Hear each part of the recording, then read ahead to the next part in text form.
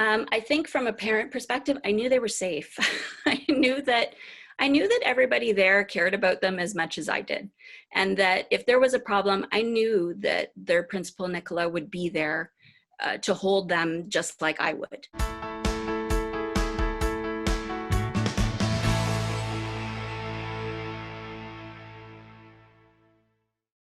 Hi, I'm Danielle and I'm from Our Kids. Keep watching to hear insight from Kim. She's the mother of Ian and Laura, two former students of Montessori Learning Centre. Learn about Kim's experience with parent involvement, student field trips, extracurricular activities, school curriculum, and why she feels that Montessori was the best option for her children. And tell me a little bit more about Laura. What are her likes and dislikes? She's a really funny child, actually. She has an amazing sense of humor. She's incredibly empathetic and sensitive to people around her, which is a good and bad thing sometimes, but she's a really good friend to people, really good listener. And she's wonderful as far as understanding where people need to be and sort of being that support or role of helping all the time. She's been a nurturer for almost her entire life. So good qualities. And what kind of learner is Laura? Laura likes to really spend time individually with a teacher. She'll take something in, but then she does better when she writes it down and then has sort of if it's a subject she doesn't like, she'll spend more time sort of with the teacher going over it almost in a secondary method. So for math, which wasn't her favorite subject, she would spend quite a bit more time with the teacher to actually get the concept solidified and sort of right in her own head so that she could move forward. But other than that, she's very strong in languages. She's very strong in English, anything that's sort of that art side of the brain. Science and math, not her forte. She can do them, just doesn't enjoy it. So. And before the interview, you expressed with me that you had a son who also attended Montessori, who's older than Laura. Yes. So what's your son's name? His name is Ian. Ian. And can you explain the process that you took to choose Montessori for Ian and Laura? Were you considering other schools? And if so, why did you choose Montessori over the other options? So my son, being older, was the first one to go into the Montessori environment, and he started that when he was about 4 years old. I was recommended to the Montessori Learning Centre by a mutual friend. She had her children there, and she raved about the experience that she was having with her own children. So I did go to see the school and was quite pleased with what I saw, and I enrolled Ian there. And that was at a CASA level, I guess. Going into CASA. Experience, you wanted to enroll Laura as well? Yes. So Laura was only, she was very young when Ian started there. There's almost 4 years between them. So when it came time for Laura to enroll, she started doing pre-CASAs. And yes, so then they were both there for a period of time. I'm going to have to ask you to think way back, but can you explain what the application process was like, if you remember? Yeah, it was, I think it's a little bit different now because they do it, there is an application process that you can do online. When I was doing it, it was a paper package. So you basically went in to see the school and you met with either the principal or one of the vice principals, and they would take you on a tour, introduce you to the teachers that might be at the certain grade level that you're looking at. So whether that was pre-CASA, CASA, or onward. So then you would see the actual classroom where your child would go, and then you would fill out some paper. So basically an application talking about your own family, some of the health requirements, if your child has any special needs, dietary requirements, all the sort of standard stuff that you would fill out for regular school. And then they send in that application, and I guess the school reviews it and make sure that they have space for you. And then you come in sort of for a little bit of an orientation, and then you would start into the classroom. And how did Laura and Ian respond to the school? How was their learning experience overall there? Yeah, I think Montessori is really for my particular children, was an excellent experience for them. They really thrived in an environment that had small classrooms and a dedicated teacher that was understanding where their individual needs were at all times. It was at any given day, I could walk into the classroom and the teacher could tell me, oh, Laura was working on this, or Ian did this and they were having trouble, or there was a very intimate knowledge between teacher and students. So I think from their perspective, they always felt like somebody cared about them. So it was like an extension of being at home, and they assimilated into the classrooms very, very, like super easily. And they enjoyed the lessons, the way that they were structured, the way that the materials were presented. All of those sorts of things were really very easy for them to get used to. And did you feel like the school adapted to their learning styles? Yes, absolutely. So as I was mentioning, their teachers were caring and invested and very, very involved as far as, sort of understanding where their specific strengths were as an individual, and then helping them to improve those skills. And then if there was gaps, to help them come from where they were to where they needed to be. So I always found that the teachers would take the time, and this isn't always possible in a larger school or class environment, but the teachers there, they don't have as many children to focus on. And I think that delivery of the Montessori materials really makes a difference for a child to be able to understand the fundamentals and the basics for why we do things the way we do them. So, it gives them the ability to have a foundation as opposed to just sort of jumping in and trying to learn a concept. And did you notice a difference as a parent in their growth and development in terms Yeah, of absolutely. My children were there so my daughter was there from pre-CASA right through to grade 8. My son was there from CASA. He left in grade 1, and then I brought him back to the school in grade 4, and he continued on until grade 8. So there was definitely a difference between the two and their individual experiences. Laura had the benefit of having Montessori all the way through, and we definitely did see a difference with that.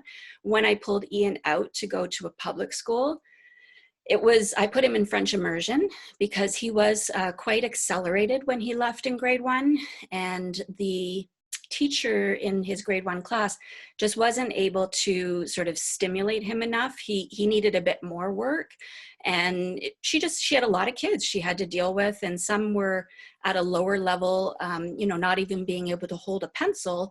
And here my son was coming in being able to read and do simple multiplication. She wasn't able to sort of cater to him on an individual basis. So he became quite bored, unfortunately, during class, which led to behavioral problems. And he just wasn't getting enough. He wasn't interested enough. So basically, I suffered through that for a couple of years. And then eventually I brought him back to Montessori. And at that point in grade 4, we were actually behind. So we'd lost a lot of ground while he was out, but the teachers worked with him to make sure that he got back up to where he needed to be. And both my children were very, very strong academically. So they had no challenges going into high school from a small environment school into a larger public school environment. And they were very, very ready academically. As well as socially. The teacher that they had for grades 7 and 8 prepared them to make sure that they understood what would be expected in a high school environment, and what were things going to look like, and how were things going to be done differently. There was a lot of preparation, not just academically, because they were both strong there, but how to expect, what your classroom was going to look like, and how your assignments were going to be marked. And, there wasn't going to be as much hand holding as what they may have gotten before.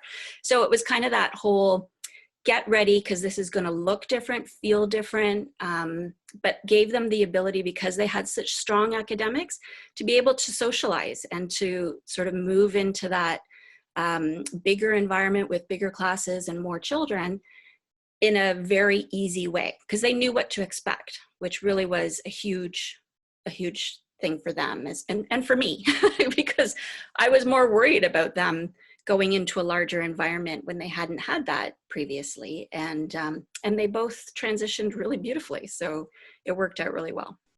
I know Ian was quite young when he made the transition to public and then went back to Montessori. Yeah. But was he vocal about his experience and how he felt when he was comparing?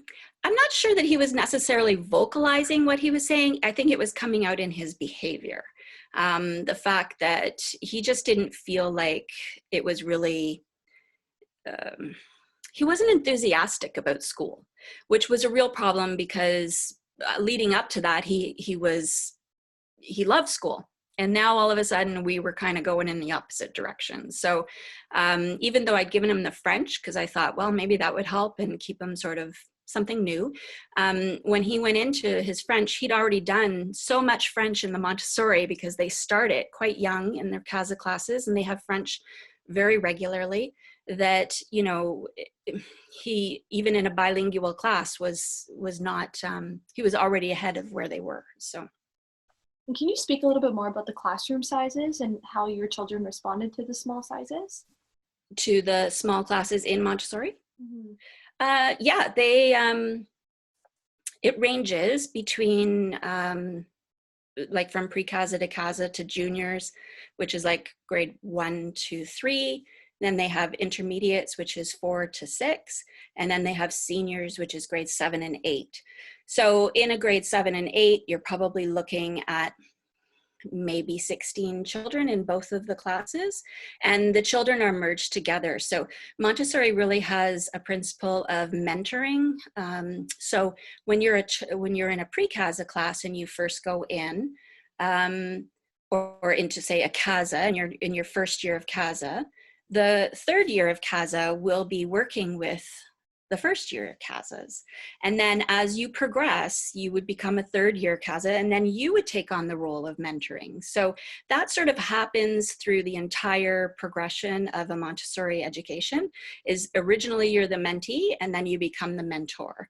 And I think that it's really an important aspect for children to work with children of different ages, because it gives them that perspective. It gives them something to strive towards, and then it gives them something to give back.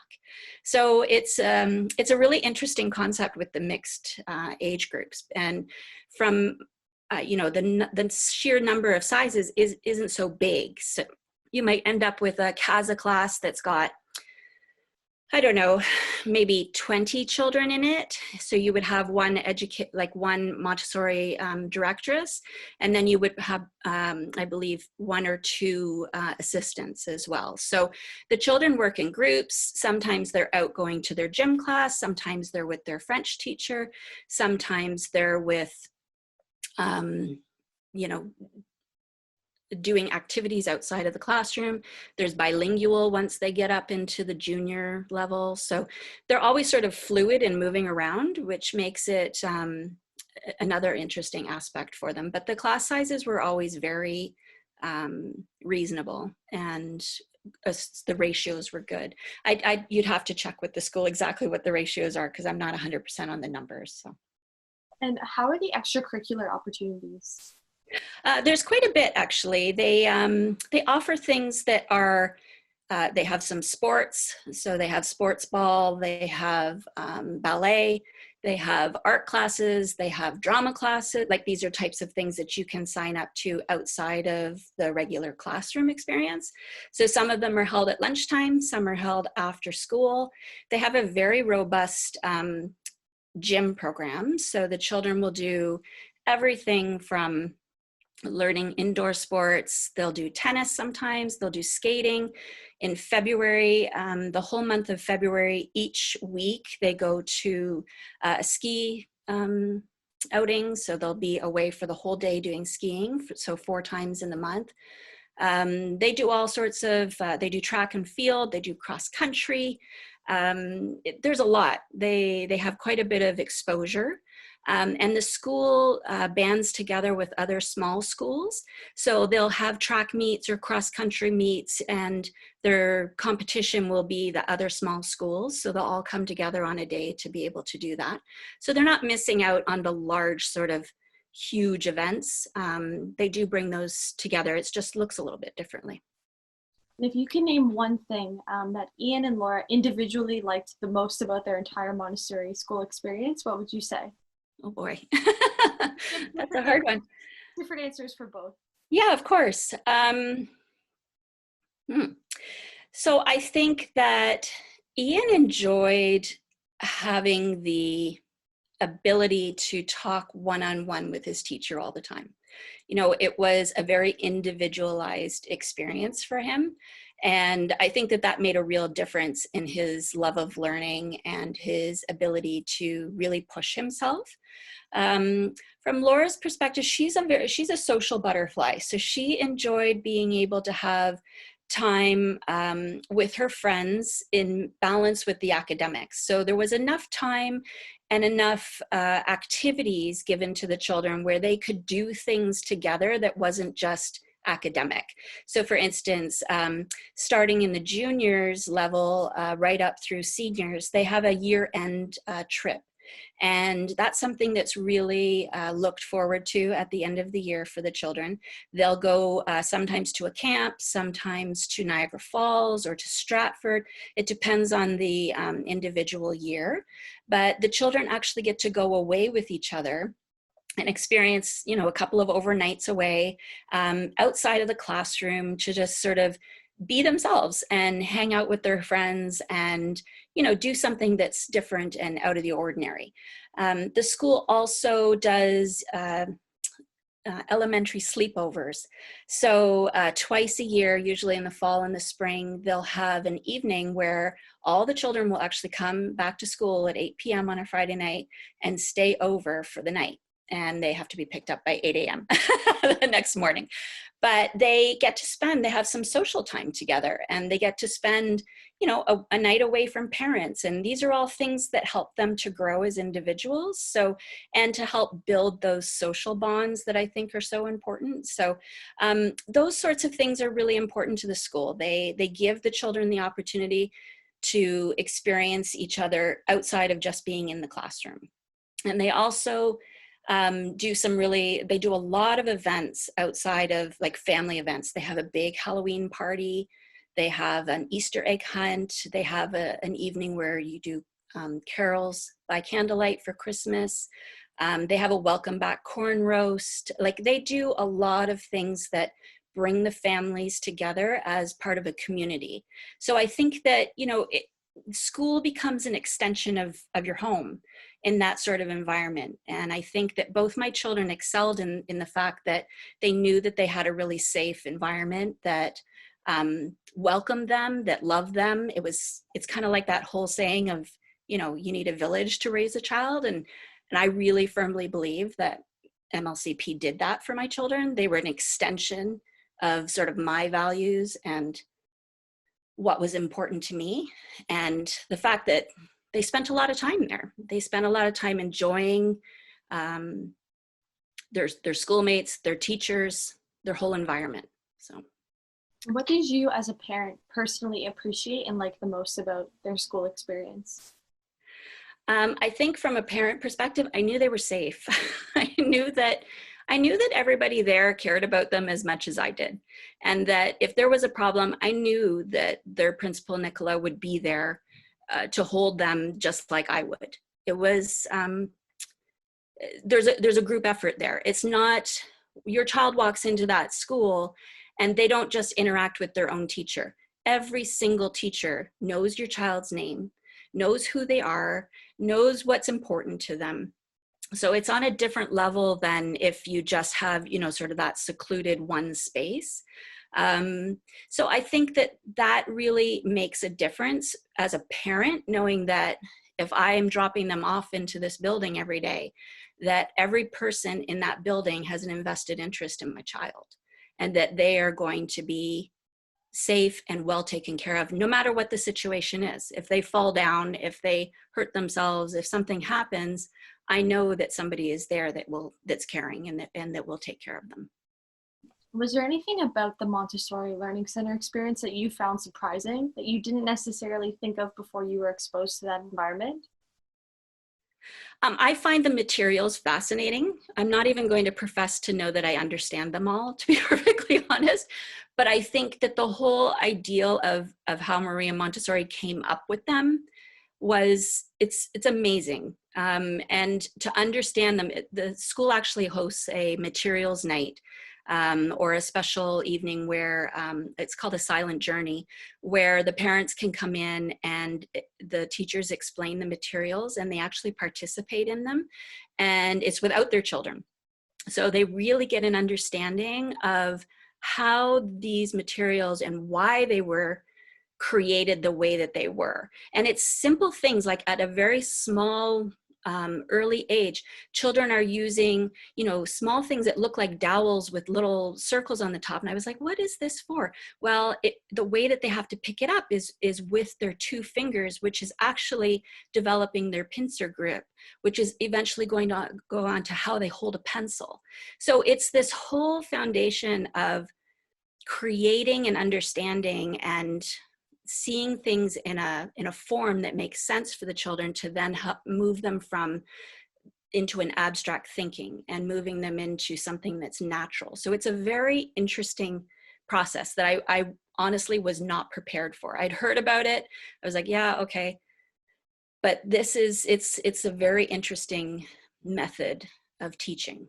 So that's probably my most surprising piece. Yeah, that is very surprising. Yeah, Something that I guess maybe adults would overlook or not really give too much consideration to until you learn absolutely. about it. Yeah, yeah.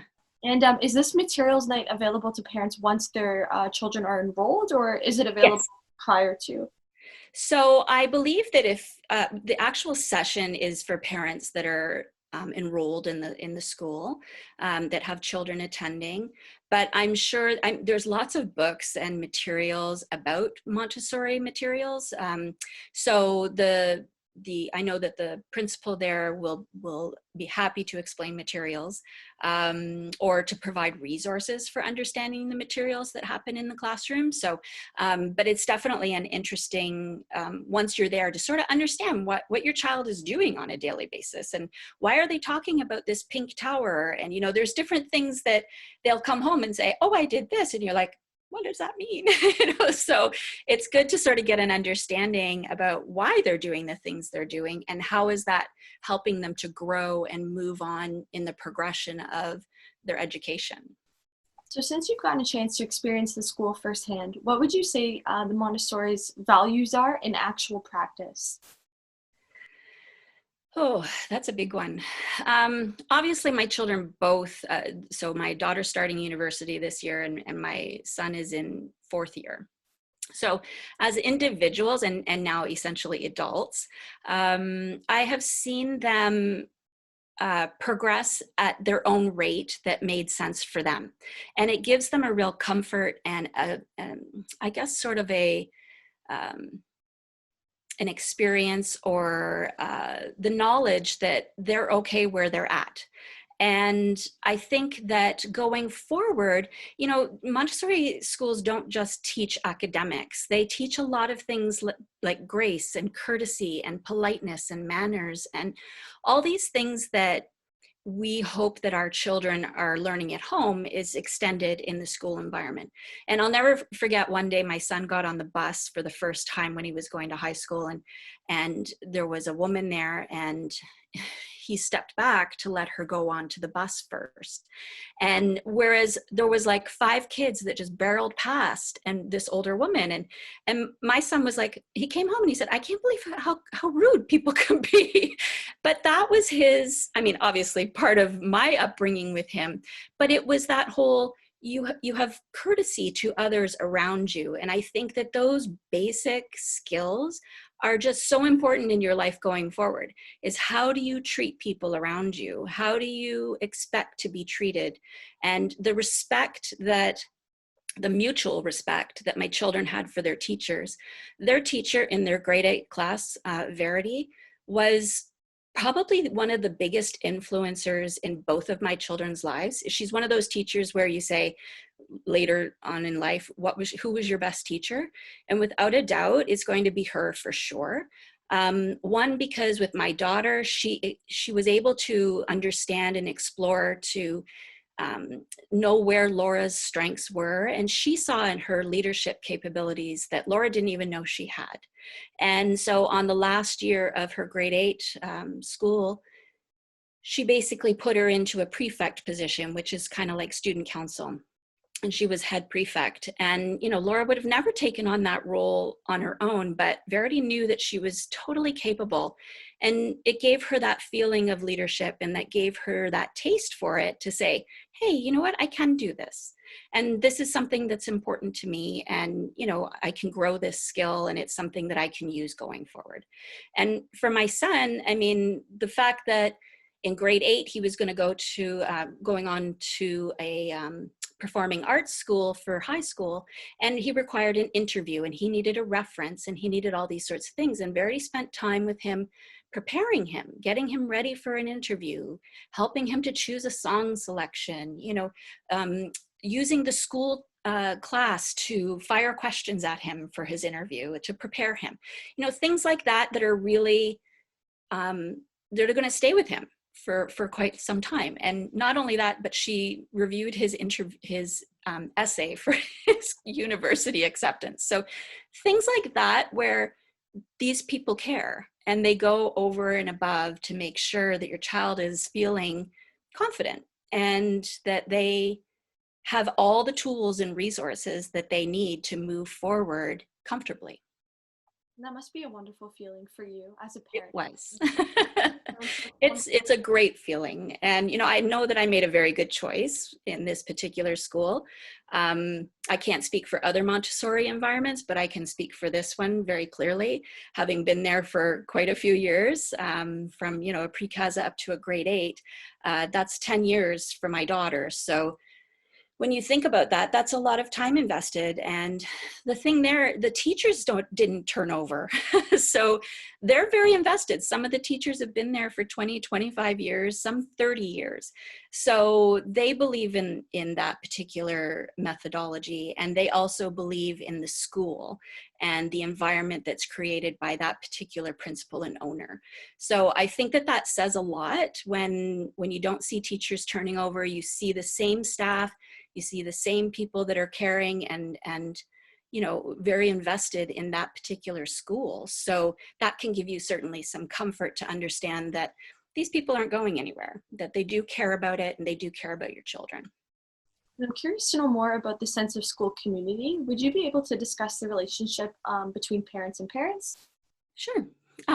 So I had quite a few friends through the experience, still people that I see on a regular basis that were parents of children from my school, as well as I was on the PTA. So I ran that for several years. So it gave me an insight into what was happening within the school, and also to help direct that a little bit, and where were we going to put funds that we raised, and what was important to the school on an overall basis. And we had a lot of really great projects that we implemented over the course of the time that I was there. The school body is quite involved. So I do find that you get to know the parents, and that's helped by a couple of things. A lot of parents will come out to volunteer for things such as the track meets or cross country, things like that. So you'll meet parents in those events, but plus the school, as I mentioned before, has all these extra events that they offer to their families. So it really brings us out and gives us time to talk about stuff and, you know, sort of solidify those friendships. And our children are spending time with their children. So it's nice to sort of know who it is, and you develop, you know, kids that want to go and have play dates and sleepovers and all those sorts of things. So their community becomes bigger and bigger, which is really, is a nice environment. I was going to ask you about opportunities for parent involvement, but it sounds like there's... Yes.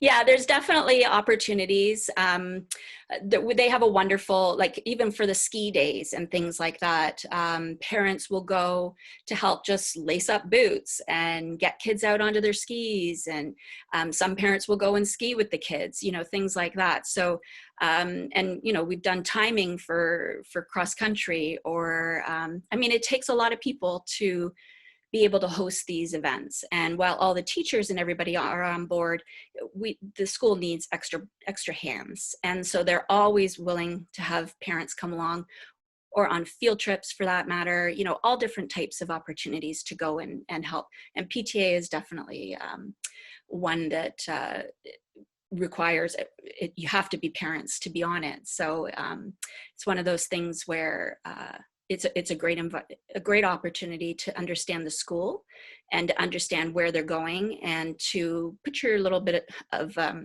expertise in whatever it is that you do into that particular committee. And how did you find the relationship between faculty and parents? Did you feel like there was open communication and an open door policy? For me, from my individual experience, absolutely. I think I mentioned at the beginning that there would be days where I would go in and you know, mention something to a teacher and they would know right away. I always found them to be open, to be warm, to be willing to help in whatever way they needed. And sometimes that was on a personal level. You know, if one of my children had had a rough weekend or, you know, something had happened in their lives personally with their friends or their family or whatever it was open enough to be able to talk to them, to explain that, to say, hey, you know what, just had a bad day, just sort of maybe be cognizant of that today, and she may not be herself, so this is what's going on. You know, and for them to care enough to understand that, and to, you know, modify things according to your own child's needs is definitely important. What about the relationship between students and students? I mean, my children still have friends that they see, you know, bonds that they've made through primary school. So obviously people go in their different directions, but I think that at the time that they're there, they're encouraged to work together. It's very much a team environment. The children's tables are grouped together so that they work together. It's not all completely individual. Obviously, if you're having a test or something like that, then it is. But aside from that, they really are encouraged to, it's that whole mentor-mentee thing again, is, you know, if somebody is understanding something better, then they'll take the time to explain it to another child, or in the lower grades, show them with a piece of material. So yes, from my aspect, my children got along very well. And if there was confrontation, which, you know, the reality is kids are kids, and there's always going to be some situations that come up, I felt that the teachers were fair, and the principal definitely dealt with things in a reasonable manner. I never had anything with my children where it was escalated, you know, to a disastrous point. But sure, there's you know, discipline is required at certain times, and I did feel that it was fair if there was a situation that warranted it. So we discussed quite a bit about how your experience at Montessori was so positive, but we both Yes. know that no school is perfect. Yes. So if you were to name a potential weakness or something that you see an opportunity for growth and development, what would you say that would be?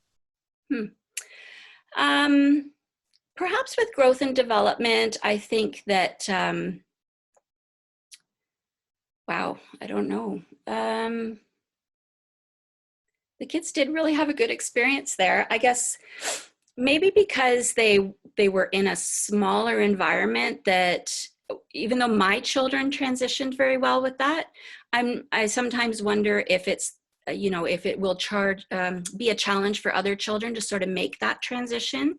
But I think that the benefit of the smaller class and the more intimate environment far outweighs the challenges of, or potential challenges of, moving into a larger school after the fact. And I think that the strength that they have coming in academically really outweighs any challenges they may have socially.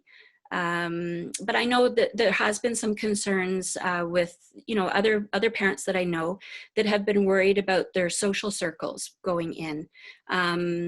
I never found that to be a problem, and, you know, most children adapt fairly quickly.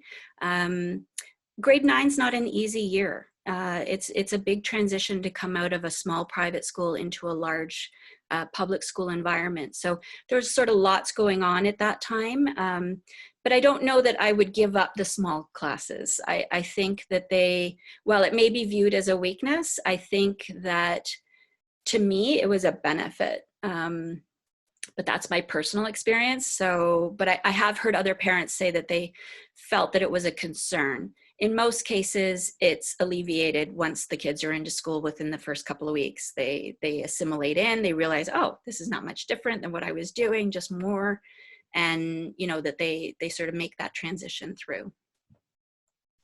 Would you recommend Montessori to other parents, and why or why not? I would absolutely recommend both. Montessori Learning Centre you just heard me talk for the last little bit about how our experience was specifically in that school. And I can't say enough about the school as far as the experience that it gave my children, both academically, socially, emotionally. It was a great experience for them. So definitely I would recommend the school. I think that sometimes you need to go in and see what it looks like. And, they're starting to make some changes, and the school is fully open now, even with COVID happening. So I know that by appointment, you can make, sort of an appointment to go in and view the classroom. So it does look a little bit different now because of the whole situation, but I think that you can generally get the feel, even when you just walk in the front door, about how the school is. And, it's not stuffy, and it's not, I don't know, it feels like walking into home. So for me, that's important. So. And for my very last question, if you were able to pick up the phone and call your past self before embarking on this entire experience, what would you tell yourself? Don't pull your son out in grade 1. I mean, it was a challenge for a few years, and I was glad that my situation changed and I was able to bring him back. But I think the consistency that I saw in my daughter made a real difference, going from the beginning to the end. Her confidence, she didn't lose any ground. She came out very, very strong academically and ready to go to high school. Both of my kids, when I said to them I wasn't ready for them to go to high school, they're like, Mom, we're going to be fine. We're ready. And it was kind of, they really were. They were prepared, and they felt confident to move on to the next step in their education, which, as a parent, that's the best you can do. You can't really expect anything more than that. But so I was pleased that they were ready. I was happy that they were confident. I was satisfied that they, academically knew what they needed to know going forward. And really, the whole experience was very good for us.